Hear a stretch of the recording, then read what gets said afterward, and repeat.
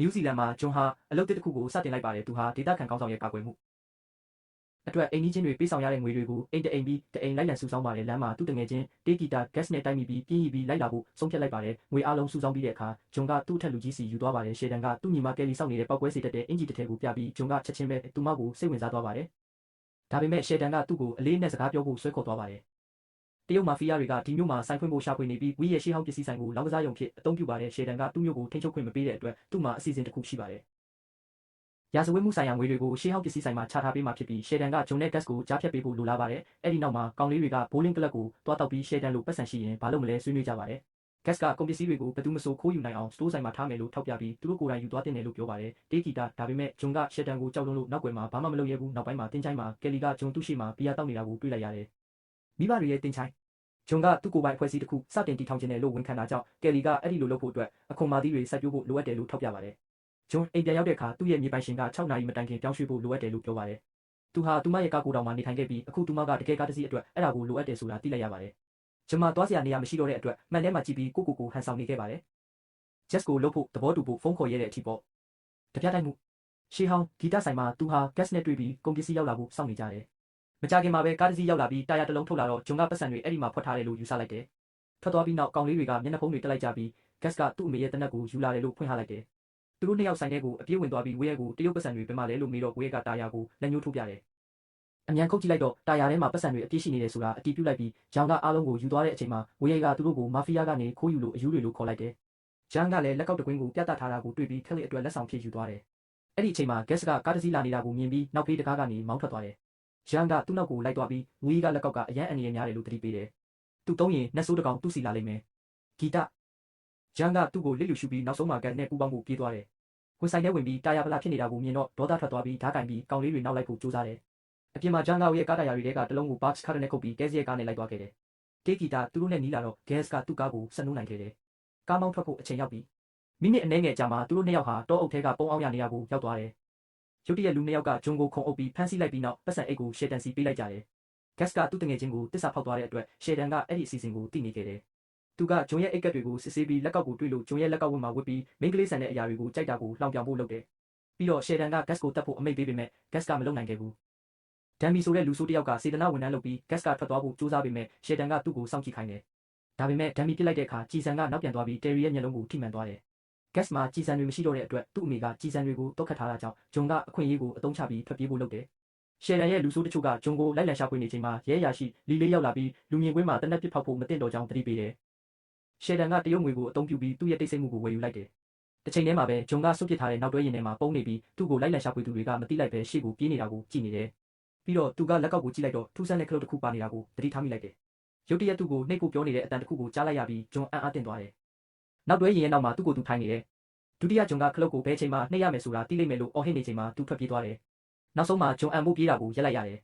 လူဆိုးတွေကနောက်ဆုံးမှာသူ့ကိုဖမ်းပြီးရင်ညစ်ထဲမှာခေါင်းနစ်ပြီးတေးတာသူ့ကိုရင်နစ်တက်ဖို့ကြိုးစားကြတယ်ဘာလို့ရမှန်းမသိတော့တဲ့ဂျွန်ကခလုတ်ကိုနှိပ်လိုက်တယ်ခဏလောက်အရာအလုံးမှုံဝါးနေပြီးသူ့ခန္ဓာကိုယ်ကရေစရာကောင်းနေတယ်သူမောကြည့်လိုက်တော့သူ့ကိုယ်သူတယောက်တည်းရှိနေပြီးနောက်တွဲရင်ကဗလာဖြစ်နေတယ်ဂျွန်ပုံအောင်ရနေရာကိုပြန်ရောက်လာပြီးရှယ်တန်နဲ့သူ့လူတွေဝိုင်းနေတာကိုမြင်တော့အံ့ဩသွားတယ်တေးဂီတာလက်ကောက်ကသူ့ကို9မိနစ်လောက်အတိတ်ကိုပြန်ရောက်သွားစေတယ်ဆိုတာသိလိုက်ရတယ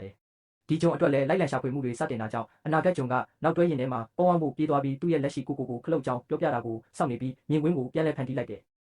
်ခဏကြာမှကယ်လီကဂျွန်ကိုတွေ့ပြီးရှယ်တန်ရဲ့ဂိုင်းကသူ့ကိုတတ်ဖို့ရှာနေတော့မယ်လို့ပြောပြတယ်ဂျွန်လုတ်ခဲ့တာကိုလည်းသူမကအရန်သဘောကျပြီးရှယ်တန်ကမြေအောက်ခန်းမှာဝတ်ထားတယ်လို့ပြောပြီးပတ်စံတွေကိုပြန်ယူတင်တယ်လို့ထင်နေတယ်ဂျွန်ကညှင်းဆန်ပြီးထွက်ပြေးကျင်တယ်ဒါကြောင့်ကယ်လီကသူ့ကိုထွက်ပြေးစေချင်တာမဟုတ်ဘူးလို့ဝန်ခံပြီးထွက်သွားခဲ့တယ်ရုတ်တရက်ဂျွန်ရဲ့နောက်ွယ်မှာသူ့ကောင်းကိုတနက်နဲ့ချိန်ထားတဲ့ပုံပေါ်လာတ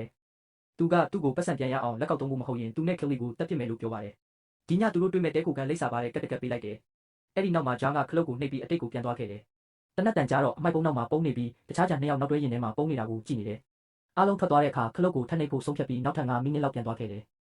ပြီးတော့နောက်ကိုပုံနေပြီးတတိယမြောက်ဂျန်ကပထမနှစ်ယောက်ကိုဘယ်လိုမြင်လဲဆိုတာကြည့်နေတယ်ဂျန်ကခလုတ်ကိုထပ်နှိပ်တော့မဲ့အချိန်မှာနောက်ထပ်ဂျန်တစ်ယောက်ပေါ်လာပြီးသူ့ကိုရက်တက်စေတယ်ဒီတစ်ခါဘာတွေပြောင်းလဲသွားလဲဆိုတာသူတို့နားမလည်ကြဘူးဒါကြောင့်ကူညီနိုင်မဲ့တငယ်ချင်းတစ်ယောက်ကိုရှာကြတယ်ဂျက်ထွက်လာခင်မှာကွန်တိန်နာတစ်ခုကိုခောက်ပြီးစကဝက်ကိုပြောကာပစ်ဖို့အဆင်သင့်ဖြစ်သွားတယ်တေးဂီတာဂျန်နှစ်ယောက်ကိုမြင်လိုက်ရလို့သူဇဝေဇဝါဖြစ်သွားတယ်ဒါကြောင့်ဘာဖြစ်သွားလဲဆိုတာပြောပြလိုက်တယ်ရဲကလက်ကောက်ကိုတေချာကြည့်လိုက်တော့မြင်သမျှအရာအလုံးကိုစားပြီးသူ့ကိုယ်သူပါစားတတ်တဲ့နတ်ဆိုးတော့ကိုမှတ်မိသွားတယ်ဒီလက်ကောက်ကိုရှေးခေတ်တရုတ်ပြည်မှာပြုလုပ်ခဲ့ပြီးတောင်ပေါ်မှာဖုန်ကြီးတစ်ပါးကဝတ်ထားခဲ့တယ်တိုင်းပြည်တစ်ပြည်လုံးစစ်ကြီးဆိုးလာတဲ့အခါဖုန်ကြီးကအဲ့ဒီလက်ကောက်ကိုဝီဆိုတဲ့စစ်တီတော်တယောက်ကိုပေးခဲ့တယ် သူ့ရဲ့ဇာတိမြေကိုကယ်တင်ဖို့ဒီစွမ်းအားကိုသုံးပါလို့ပြောခဲ့တယ်။ဖုန်ကြီးကအချိန်ခီးသွားနေတော့သူ့ကိုသူတွေ့ရင်နတ်ဆိုးကသူ့စီလာလိမ့်မယ်လို့သတိပေးခဲ့ပါတယ်။ဒါပေမဲ့ဝေတေးဂီတာကသူ့ကိုလစ်လျူရှုခဲ့ပါတယ်။လက်ကောက်ကိုတုံးပြီးဝေဟာတိုက်ပွဲတစ်ခုမှာရှုံးနေတိုင်းအတိတ်ကိုပြန်သွားပြီးအသိပညာအသစ်နဲ့ထပ်ကြိုးစားခြင်းအဖြစ်စစ်ပွဲကိုအလွယ်တကူအနိုင်ရခဲ့ပါတယ်။နိုင်ငံကသူ့ကိုသူရဲကောင်းလို့ခေါ်ပြီးချမ်းသာကြွယ်ဝမှုတွေပေးခဲ့ပါတယ်။ဒါပေမဲ့သူတစ်ခုတည်းကိုပဲတွေးနိုင်ခဲ့ပြီးသူ့ကိုသူတွေးခဲ့တယ်။တနေ့မှသူနောက်ဆုံးတော့လက်လျှော့ပြီးနောက်ထပ်တစ်ခုထပ်လုပ်ဖို့ခလုတ်ကိုနှိပ်ခဲ့ပါတယ်။ဝေပေါ်လာပါတယ်။မကြခင်မှာပဲနတ်ဆိုးကသူ့စီကိုလာပြီးတက်လိုက်ပါတယ်။ရဲကဂျာရီကိုခလုတ်ကိုတပြိုင်နက်တည်းနှိပ်ဖို့ပြောပါတယ်။ဒါမှအားလုံးပြန်သွားကြမှာပါ။ဒါပေမဲ့သူတို့တယောက်ချင်းစီဘာလုပ်နေလဲဆိုတာကိုအာရုံစိုက်ရမှာပါ။ဂျာရီကရှယ်လ်တန်ကိုမသွားချင်ကြဘူး။ဘာလို့လဲဆိုတော့သူတို့ချက်ချင်းသိမှာမို့လို့ပါ။ဒါကြောင့်သူတို့ကဘန်တစ်ခုကိုတပြလိုက်ပြီးပတ်စံရဖို့ဆုံးဖြတ်လိုက်ကြပါတယ်။သူတို့ဟာစတိုးဆိုင်ကိုသွားပြီးအိတ်တလုံးမျက်နှာဖုံးတွေနဲ့အယုတ်တနက်နှစ်လက်ဝယ်ပြီးတကယ်လို့ဖြစ်အောင်အနက်ရောင်စေးတုပ်ကြပါတယ်။တေးဂီတ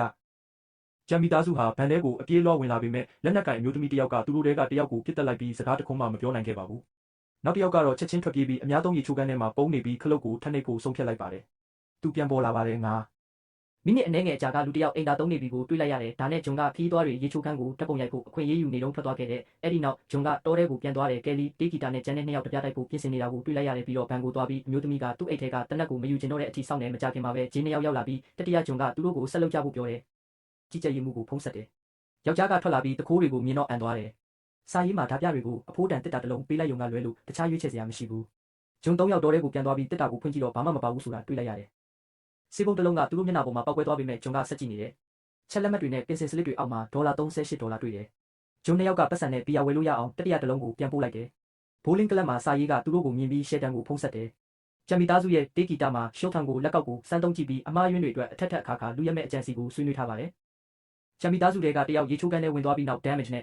ဘိုးလင်းကလက်ထဲမှာသူပြန်ပေါ်လာတယ်။သူကရေချိုးကန်းကိုပြေးသွားပြီးဒုတိယကြပေါ်လာတဲ့အထိစောင့်နိုင်အောင်တဲထဲမှာဝတ်ထားလိုက်တယ်။ပြီးတော့ကလပ်ထဲကိုအပြေးပြန်သွားပြီး damage ကိုနောက်ကနေရိုက်ကသူ့ကိုကယ်တင်လိုက်တယ်။တခြားလူဆိုးတွေထွက်ပြေးသွားတဲ့အချိန်မှာဂျာတွေကတယောက်ကိုတယောက်ကြည့်ပြီးသူတို့ကိုယ်တိုင်ခိုင်းတစ်ခုဖြစ်လာပြီဆိုတာသဘောပေါက်သွားတယ်။ဒါကြောင့်တတိယဂျာပြန်ကုန်မချခင်မှာသူတို့ကိုသူတို့ make a time squad လို့နာမည်ပေးလိုက်ကြတယ်။တစ်ချိန်တည်းမှာပဲကယ်လီကရှယ်လ်တန်ကိုပောက်ကွဲစေတတ်တဲ့အင်ဂျီဝတ်ပေးနေတယ်။ဂျမ်မှာခိုင်းရှိပြီးသူတို့ကသူ့နောက်ကိုလိုက်နေတယ်လို့ဖုံးဆက်လာတယ်။ဒါကြောင့်ရှယ်လ်တန်ကသူ့လူအားလုံးကိုသူ့အိမ်ကိုခေါ်လိုက်တယ်။အားလုံးရောက်လာတဲ့အခါရှယ်လ်တန်ကဆမ်မီကိုသူတို့ရဲ့အဆောင်ဖြစ်ရွေးချယ်လိုက်တယ်။ရှယ်လ်တန်ရဲ့အိမ်ပြင်ဘက်မှာဆမ်မီကစစ်လိတ်တောက်ရင်သူ့ကားထဲမှာစောင့်နေခဲ့တယ်။အရိပ်ထဲမှာတယောက်လှုပ်ရှားနေတာကိုတွေးလိုက်တယ်။သူကကားမီးတွေဖွင့်ပြီးကြည့်လိုက်တော့ဂျုံဖြစ်နေတာကိုအတည်ပြုလိုက်တယ်။ဆမ်မီကတနက်ကိုမြှောက်လိုက်ပေမဲ့တငယ်ချင်းဟောင်းကိုဖြစ်ဖို့စိတ်မတည်ငြိမ်ဖြစ်နေတယ်။ရုတ်တရက်ဒုတိယဂျုံပေါ်လာတာကြောင့်တူးလန့်သွားတယ်။ဒါပေမဲ့မိတူတယောက်ထက်မကရှိနေတယ်လို့ဖြစ်နေတယ်။အရန်ရှုပ်ထွေးနေကြတယ်။ဘာလို့လဲဆိုတော့ဂျုံကထောင်တိုင်းမှာပေါ်လာလိုက်ပျောက်သွားလိုက်ဖြစ်နေလို့ပါ။ရှယ်တန်ကမျက်နှာပြင်မော်နီတာများစွာမှာဂျုံကိုတပြိုင်နက်တည်းမြင်လိုက်ရပြီးသူတို့ဆက်တွေချိုးယွင်းနေပြီလို့ထင်နေတယ်။တယ်ရီကပထမဆုံးဂျွန်နောက်ကိုလိုက်ပြီးအိမ်ထဲဝင်လာတယ်။ပြီးတော့သူလည်းဒီရှုပ်ထွေးမှုရဲ့အစိတ်ပိုင်းတစ်ခုဖြစ်သွားတယ်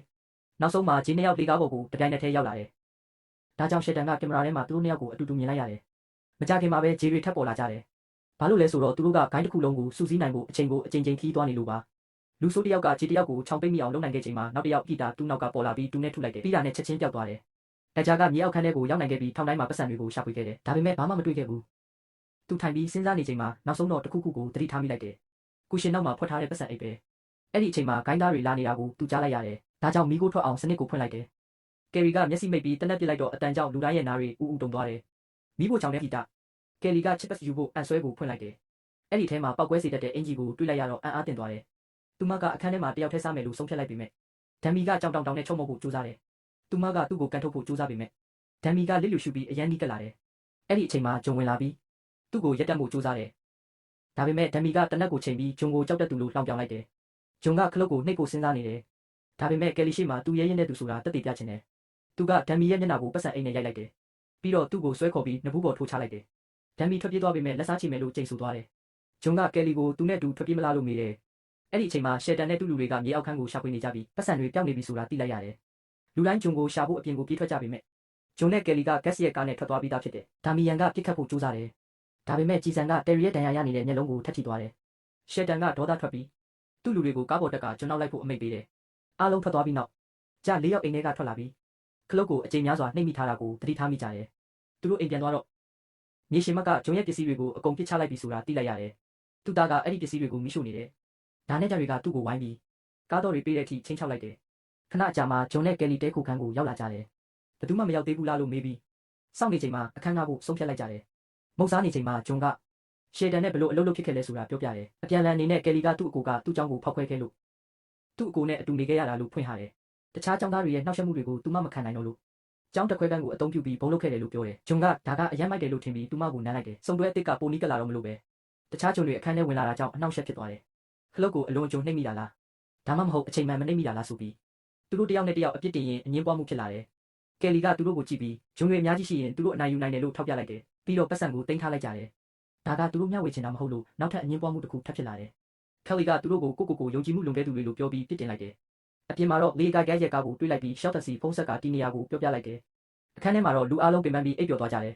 ဂျန်တယောက်နိုးလာပြီးရေချိုးကန်းကိုသွားတယ်မကြခင်မှာနောက်တစ်ယောက်လည်းထပ်နိုးလာပြီးအဲ့ဒီလိုပဲလိုက်သွားတယ်သူတို့နှစ်ယောက်တိုက်မိကြပြီးတယောက်နဲ့တယောက်တန်တရားဝင်လာကြတယ်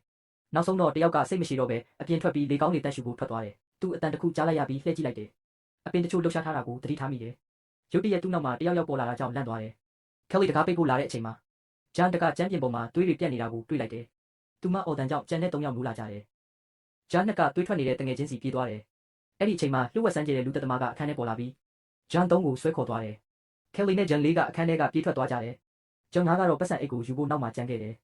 လူသက်သမားကသူ့ကိုလိုက်လာနေတာကိုသိလိုက်တော့တေးဂီတာသူအနည်းဆုံးခန်းထဲကိုပြေးဝင်ပြီးတကားကိုတန်ကုန်နဲ့ပိတ်ဆို့လိုက်တယ်သတင်းပေါက်ကနေထွက်ပြေးဖို့ကြိုးစားပေမဲ့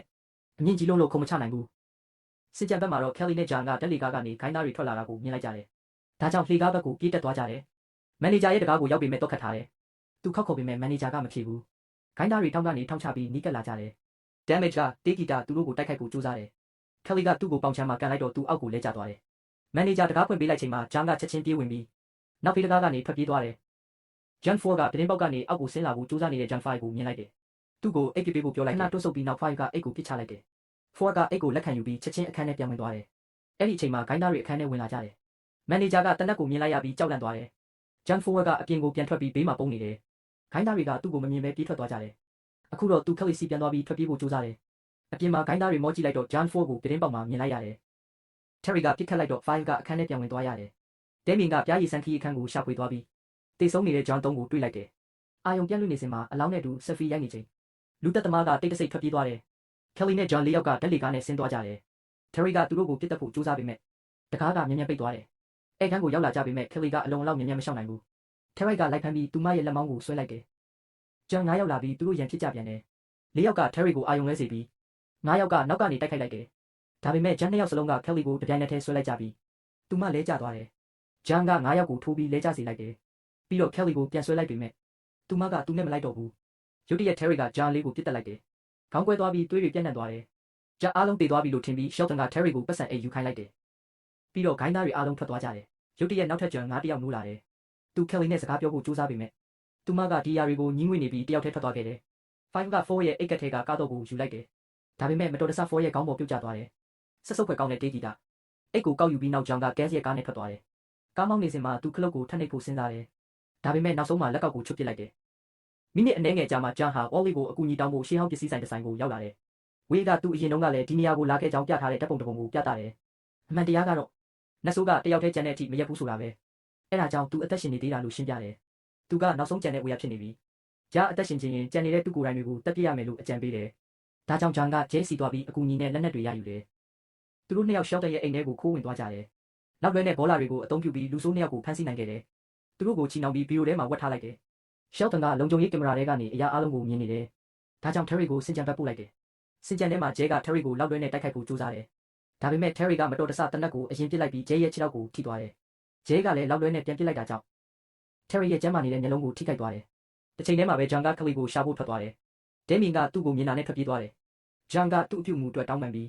လက်ကောက်ကိုစုပ်ပစ်လိုက်ပြီးဆိုတာပြသတယ်ကယ်လီကသူ့ကိုခွင့်လွှတ်လိုက်တယ်ဒါပေမဲ့အခုကစပြီးကောင်းကောင်းနေထိုင်မယ်လို့ကတိပေးခိုင်းတယ်သူတို့ချိန်နဲ့အတူထွက်ပြေးဖို့ကြိုးစားတဲ့အချိန်မှာဂိုင်းသားတွေသူတို့နောက်ကိုလိုက်လာကြတယ်ရှော့တန်ကတနက်ကိုဂျန်စီချိန်လိုက်တယ်တေးဂီတာကယ်လီကဒိုင်းလွှားလို့သူ့ရှိမှရက်လိုက်တယ်ဒါကြောင့်ရှော့တန်ကသူ့လူတွေကိုကယ်လီကိုဆွဲခေါ်သွားခိုင်းပြီးဂျန်ကိုရိုက်နှက်ခိုင်းလိုက်တယ်ဒါပေမဲ့ဂျန်ကကြောက်ရွံ့မှုမပြဘူးရှော့တန်ကဘာမှမလုပ်ရဲဘူးမပြည့်ရဲဘူးလို့ပြောလိုက်တယ်အဲ့ဒါကြောင့်ရှော့တန်ကသူ့လက်ထောက်ကိုသူ့စားလုပ်ခိုင်းလိုက်တယ်